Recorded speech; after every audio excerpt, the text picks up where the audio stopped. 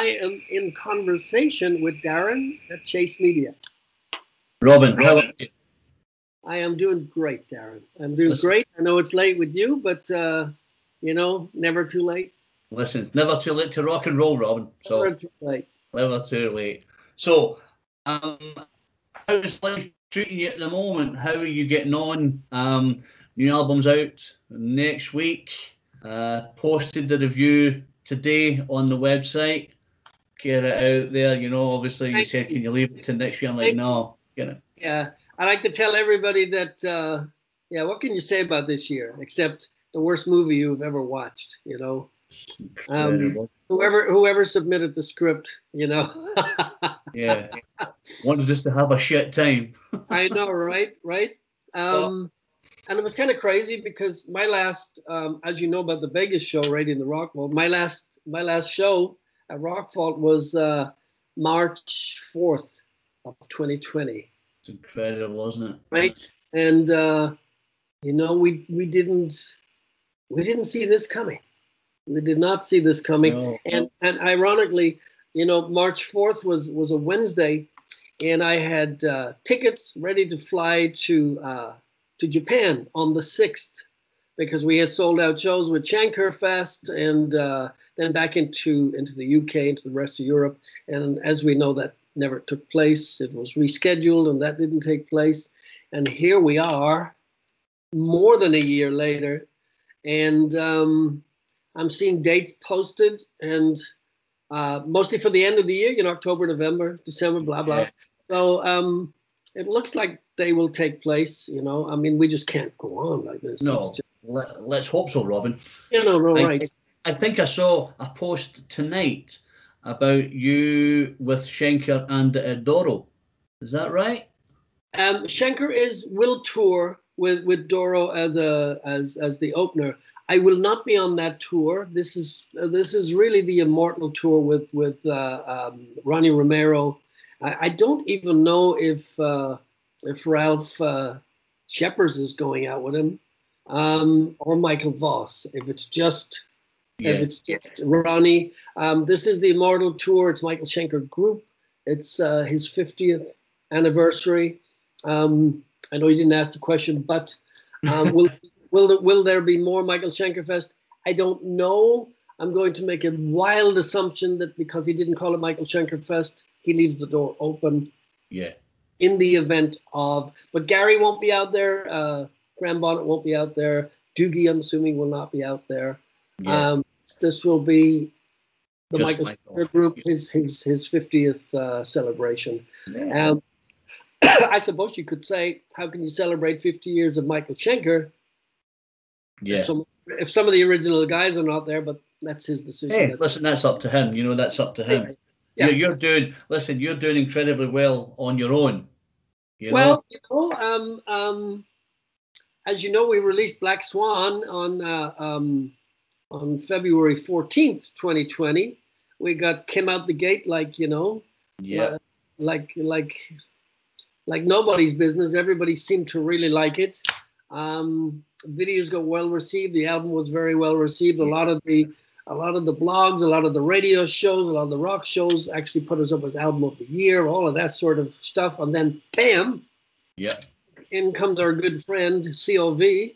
And, we were totally reliant upon everything that goes on in the media to keep it alive. Yeah. At which point, Frontiers called me and said, hey, we think you should keep the momentum and release a solo record. And I'm going, who in God's name wants to listen to a solo record from me? And they started laughing and going, well, give us more of Robin McAuley. And I'm going, but that's like more of the same. It's like, that doesn't interest me at all. And so I kind of put it to rest and I went, yeah, it's thank you, but it's a really bad idea. And I was on such a, dare I say it, such a high with the Black Swan record because it's a great record. It's a great record. And I didn't want anything to distract from muddy that. The waters with it. Yeah, absolutely. So anyway, after I settled down and I went, what am I going to do? How do I even think? You're going to have to cook for Gina every night and you're thinking, no, Fuck that. I actually learned how to cook in the last year. You know, I can safely say I can boil an egg. Listen, everybody needs eggs, Robin. So you're a bit of toast and you're good to go. Yeah. So well, the most obvious thing for me to do was, ironically, I had bumped into Phil Lanzin, Grand Prix, Yep. and Uriah Heep, and we did a Schenkerfest in Colmar in France about 18 months ago. And Phil and I met on the plane. We had a great long chat, and we were discussing about how everybody says, because we're kind of the most active two out of that lineup. Yeah. We were with Bernie, of course, in Uriah Heep. And I said, everybody wants to know when they're going to have the Grand Prix reunion. And we both agreed it'd be great, but probably not going to happen. So when the solo question came up, I went, I'll just reach out to Phil. It's probably the closest we're ever going to get to a Grand Prix thing. Yeah. Shame is that Mick wasn't on there in the writing, Mick O'Donoghue, but it's early beginning. So Phil and I conjured up a couple of tunes. We picked one, which was Like a Ghost. Everybody loved it. And then I did the same for everybody else. I reached out to Howard Leese from the show, and Howard and I are good buddies. And I literally said to Howard, hey, give me a Bad Company song. And he said, I don't have a Bad Company song, but I have a riff that's kind of not finished. It's kind of cool. I don't know if it's anything that you really want to work on. And I don't normally do sort of bluesy kind of things, Yeah. At least not on record. So I finished it, worked it up, sent it back to Howard. I went, what do you think? And he goes, oh my God, this is great. It's not at all what I sent you. This is terrific. Will they pick it? And I went, don't know, put it in the bag. And see what happens, yeah. And piled them up, and I did the same with Tommy Denander. Of course, he has such great success with Alice Cooper right now with Detroit Spaces. Yeah. And then, of course, the maestro from Frontiers with Alessandro. And he pitched me about 12 songs. I don't even know. I mean, that guy never sleeps. Yeah, he's a phenomenal musician, isn't he? He's phenomenal. He never sleeps. So he sent me a bunch of stuff, and we kicked it around. What should I do? So I picked my selection, and I got to work, and I wrote all the lyrics, and I wrote all the melodies, found a studio, recorded my vocals, shipped them over to Italy. And the next thing I heard were mixes. And asking me, Serafino said, "What the fuck is this shite?" That's exactly what And you went, "No, this is good." When you hear it for the first time, I know what you're saying about the solo stuff and everything, but it's a fresh look at Robin McAuley. As an artist. I had no idea what to do, and I went, there are those that will like it. There will do those who will think it's a big pile of shite, as you say, and why bother? Which was kind of my attitude to begin with, why bother? That said, I haven't read one bad review yet. Everybody goes, well, this is great. It's diverse, and it's supposed to be. I mean, it can't be like Black Swan. It can't be like MSG. It shouldn't be. So I thought, okay, this is what I do. This is how I sing. So I'm going to start working on songs that I can move around in my range and try and create a picture. Yeah, absolutely. And so there you have it, shit or get off the pan. It is what it is. It is what it is. Happy with it. It's nicely balanced. I'll tell you a funny story that when we released the title track, Standing on the Edge, I would say 99.9% of the reviews that were coming in were going, dude, this is great. Sounds like Dokken. This is great. Sounds like Dokken, right? Then Pilsen, because we just started writing the new Black Swan record about 2 weeks ago, right? So we're into that now. And so Pilsen calls me and he goes, oh, dude, this is funny. He goes, George called me. And George said, hey, you produced the new McAuley record? And Pilsen goes, no. And he goes, sounds just like Dokken. At least this track. And of course, the guitar player, Andrea Cedeso, is a big George Lynch fan. And he's a phenomenal young player. And he's got so much melody and passion. So I looked out, I struck gold with him. and he does it. I think he does a great job throughout the record. It's so nice, you know. Listen, he can overplay. He can be flashy if he wants, but he's got, the thing is, Robin, you're probably, in my opinion, my opinion might not fucking mount to hell of beans, but in my opinion, you're one of the finest vocalists in the world. Oh, dude, I don't deserve that. Thank you. Absolutely. You're just a phenomenal musician. You have such a fantastic range. You get stage presence, and I think you could put you anywhere, and you would make a bag of shit look good because you're just I'm pretty good in the garden. because you're just a phenomenal musician. Now, when you listen to it, yes, it's got elements of different music in it, but it's got the Robin McAuley stamp. It's got the striking vocal, it's got the amazing melodies in it that when you've been writing in it, you think, wow, it's Robin McAuley all over the back.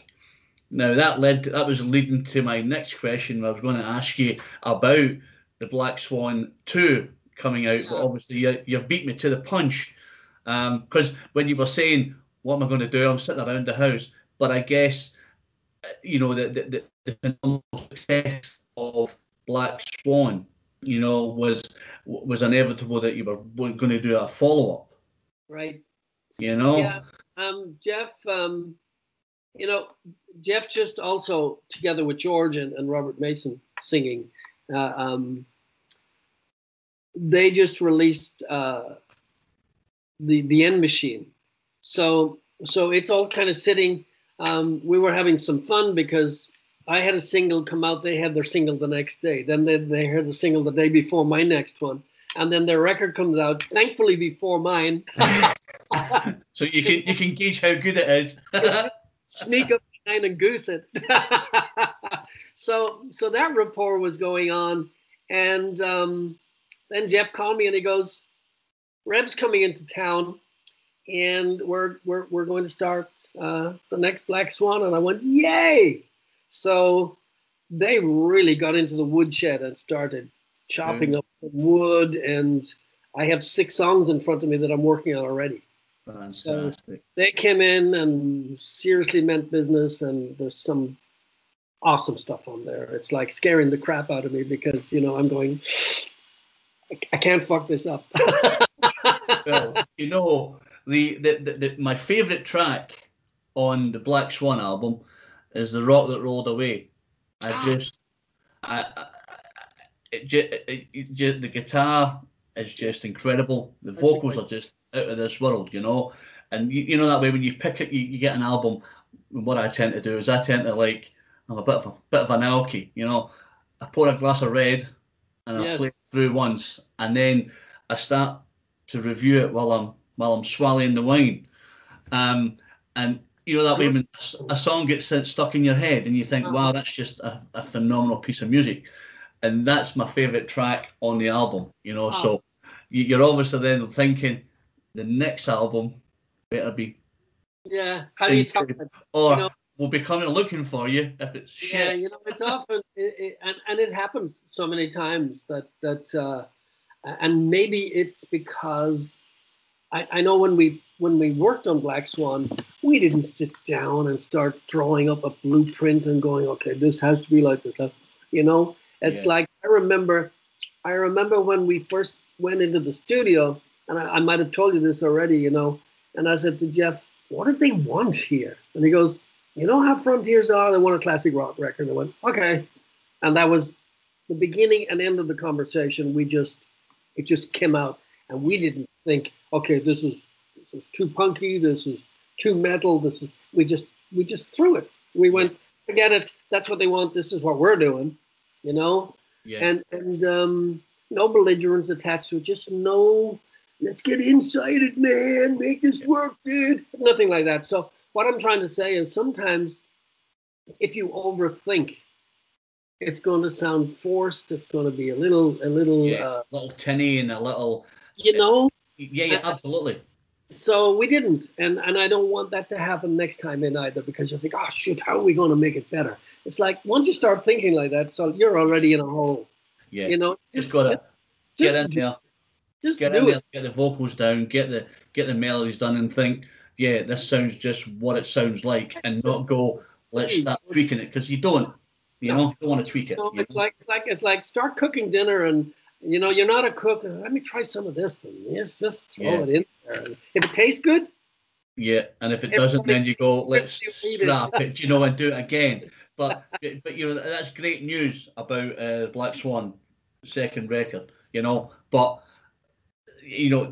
on your own album, that there's I've got five standouts. Wow, Five, wow, and you can that's agree with me. You can that's tell me that I'm talking shit or not. So standing on the edge, because it's just a phenomenal classic piece of music. I've got Do You Remember? Tommy Right? the Nander. Yeah, Yes, I've got Chosen Few, also Tommy the Nander. Like a Ghost, Oh, Phil Lanson, bit of Grand Prix there. and my favourite, Running Out of Time. Ha! Now that I love that because it steamrolls, and it is just, and that it is exactly what the title says. It's almost like that there is this crazy, and that's where I was with when I started to write it. It was like it's like I've always had this thing, just so you know, all right. Um, I'm a big vampire buff, right? I love vampire movies. And I remember one producer, I think it was on Schenker's Save Yourself, and I was writing something, and he goes, you see yourself as some sort of, advocate, like you go out there like some sort of, devil chaser, and I go, I don't even know why that happens. I remember when I was a kid, my father came home one day and he said, read this. And when he was a soldier, he was a soldier in the Second World War, right? That's a long time ago. Yeah. And he became a stud groom. So he brought a lot of Irish thoroughbred racehorses into the world at a time when there's no computers, no laptops, none of that sort of stuff. So all the diaries were handwritten, right? Yeah. So who knows? Maybe he fucked up and you had the wrong horse out of the wrong mare. Who knows? But so he was reading in the dead of night because he used to do a lot of night shifts, and I don't know why mayors especially want to have are in full during the night. But so he used to work. The castle is still there, one of the huge castles where I lived, and he was reading Bram Stoker's Dracula. Wow. And it was the paperback. And he brought it home and he gave it his first book I ever read. And from that day forward, I have always been into horror movies and vampire movies and way. So somewhere in an album, somewhere it comes out whether I want it to or not. I go down that rabbit hole, and there'll always be something about me chasing that son of a bitch with the horns, Yeah, absolutely. And that's what you get. That's what you get. It's basically me chasing the devil and him chasing me. And more the message was of, you live your life and you make a lot of fuck ups along the way sometimes. How do you fix it before the curtain comes down? Yeah. And we only have a small window to make things better. To fix it, yeah. Fix it. And that's what Running Out of Time was all about. It was just like me trying to get through off the stage before the curtain goes down. So I go, gotcha. Made it. I've made it. Made it or not. Give me my money. I'm out of here. And the track sounds like that. It sounds like it's a locomotive, and it's just you get the build up. It's just a constant. You're like, wow, is this going to ever end? And that's it's the best track to finish the record on too. Yeah. So that's why that's what's my standout track on the album. Never mind the commercial standing on the edge rubbish. Get a good steamroller track at the end. That's what you need. And I think it's one of those things that it maybe leaves you wanting more. Yeah, but I tried to balance it, and I thought, it's as I said earlier, it can't be a Black Swan or an MSG record, and it's a solo record, and so I tried to reach out to all of the different writers and get something that I had a connection to. Because with Tommy on Do You Remember and Chosen Few, Tommy had written with but a few, because his list is just like stupid long, you know. But he had also written with Jimmy Jameson from Survivor, so I wanted some sort of a connection there because of my 5-6 years in Survivor. So we picked up Do You Remember and Chosen Few, and you know, I went completely left field because Alessandro sent me this beautiful orchestrated piece of music, and I, without even thinking, I was back as a 8, 9, 10-year-old kid in Ireland when we used to run up across the fields at the back of our house, and you know what it's like. You could see the rain coming. You could see the rain coming, and we used to go, bet you can't race at home. We never did, you know. We got our asses whacked because we'd come in and we'd be soaking wet.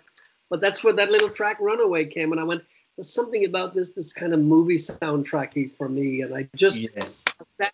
And the more I kept listening to it, I put my headphones on and I'd play it really loud, and I had the rain, the rain at the beginning of the track. And people go, "What's that doing on there?" And I'm going, "Well, why not? Because it's instead of just going to galloping all the way through, it's as is indeed. I believe the next single for the drop date on the 7th. I think they're going to put out "Want to Take a Ride," because it's kind of a summery, upbeat, and that was me, Darren, at home in a lockdown, just getting completely pissed off, writing all of this other stuff.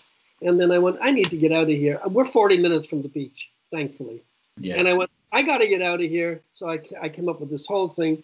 How would I write a song? A bit like Boys of Summer, you know? And I went, classic, And that's where that came from. And so I play that excruciatingly loud. And I think the louder it gets, the better it is. The better it is, yeah. So you guys make me jealous. I was on last week with Gary Beers from NXS, and he's going, we live in San Fernando Valley, but I want to move nearer the sea, the ocean. I'm like, yeah, fuck you. Do you know? But he's like, he was so nice. He's just like, he's obviously got his new band, and he just said, we wanted to do stuff that suited us. And I guess this is what the Robin McAuley Standing on the Edge album is all about. It's about suiting you. It's about you, and you being able to tap into your vast array of musician pals who want to come and make a record with you. Do you know what I mean? And it's not. I don't know if all of that is true. I don't know if all of that is true. I am lucky. If for no other reason, through Rockvault, because it's such a revolving door of some of the best from some of the biggest bands. I'm definitely blessed. I'm a nobody out of the south of Ireland. And listen, you're not a nobody. I was telling somebody earlier, when I first saw Thin Lizzy, I was 12 years of age. I was sitting cross-legged in what was nothing more than a glorified, oversized pub, down in the south, close to my home, and there wasn't 20 people there, and we were mostly kids. And how we were allowed in, I don't know. In Ireland, you could drink anywhere. Right? Let's not pretend we don't know, right? And the next time I wanted to see Lizzy was actually at Wembley Arena for the Live and Dangerous. Wow. And then years later, here's this, snotty-nosed kid. I end up playing and recording and performing with Brian Robertson and Scott Gorham. And I mean, how did that happen? How did that happen? So, when they say the right place at the right time, yada, yada, yada. Sometimes it happens, and then I end up years later also doing, Stairway to Heaven with Bobby Kimball, and then doing a TV show in Berlin, and who's on the next stage? Robert Plant. That's just... Jesus Christ, Robert. If I had a microphone, I'd drop it just now. Fuck me. I didn't put that together, No. It's like, I don't know. So somebody earlier today said, so So, dude, your first solo record was in 1999. Why did you take so long? And I went, I hate rushing into things. Yeah. I like to take my time. I'm from Ireland. Take my time. The other solo record was never meant to be a solo record. It was written in 94 with the guitar player from Survivor. When I was offered Survivor first, and I didn't join Survivor at that time.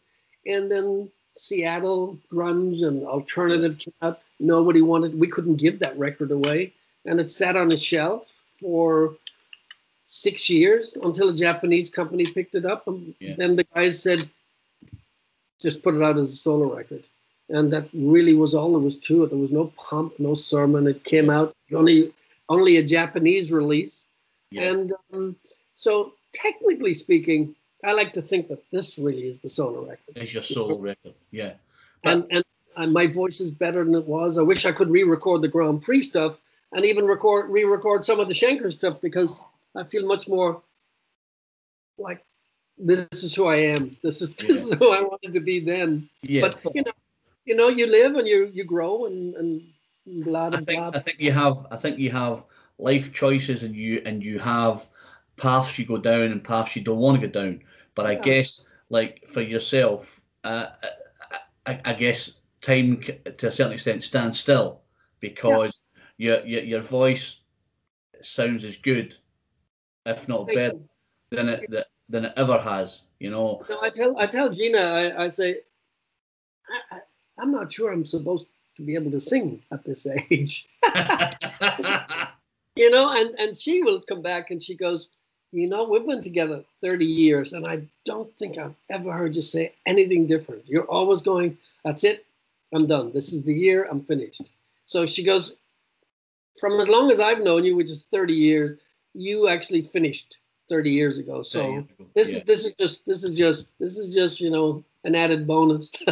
Listen, and what a bonus it is. I think, you know, when I put out the first single, a couple of weeks back, some dude messaged the Jace Media site and said, wow, man, you got to listen to the album. And we said, yeah, we've got it, but we're not allowed to put it out. Right. And he went, oh, fuck that, I'm putting it out, so I don't know who you work for. And he put it out and he's going, and then I think the next day you went, thanks to, I can't remember his name was, some guy, Dave or something, you went, thanks to Dave for the awesome review. And I thought, bastard, he's beat me to it. Who was that? I don't know who that was. I can't remember. A couple of weeks ago, Robin, and he's like, oh, the album's phenomenal. And my boss said, yeah, I know, we've heard it and it's great, but we're not putting it out to next week. And he's like, no, put it out. Fuck that. I'm like, okay. There's been a couple of those where I'm going, I don't know if you're supposed to do that, but you know, shit is what, you know. Yeah, listen. Stupid is stupid does. Yep. That's my mama always used to say. That's a box of chocolates, brother. So, do you know, but I think the thing is that the inevitability is that the people are going to hear it, so whether they hear it a week early, 2 weeks early, and a frontier's going to, phone you up and rap you on the knuckle. You know, they're going to go, what you doing? I didn't release it. I don't have it. I actually, somebody, I could show it to you. Somebody posted earlier today, probably can't find it now, on Facebook, right? They have already received, their copy. Wow. And I am going to, let me see, look. I'm just going to show you. Can you see it? Yeah. Wow. I will tell you right now on your show, I don't even have that. I do not have a finished, wrapped in the sleeve CD. I don't have. You know what I have? Shit. I have a digital master. That's what I have, but it's not wrapped up nicely. I don't have the vinyl. Vinyl is gorgeous. It's like a champagne. Wow. And now they're also going to. They are also going to do a special edition of the Black Swan on gold vinyl. Cool. I'm gonna go on. Probably I'm on holiday next week, birthday boy next week, so I'm going to get my wife to buy me. My wife's birthday is next week too. Yeah, what day? I'm on the 5th. Oh no way! Hers is the 4th. Yeah, 5th. Because you know what they say, may the 4th be with you. Because it's quite funny. I always wish her happy birthday, And then a couple of days later, 2 or 3 days later, because she's got so many friends, and then she'll get back to me and go, thanks very much. And then it's my birthday, and then she wishes me happy birthday. So that's really nice. So not like you don't wish me happy birthday, so you can go and fuck off. Well, happy birthday, man, for the 5th. Happy birthday for the. Can you give me one? Can you give me 1 minute? Yep. 1 minute.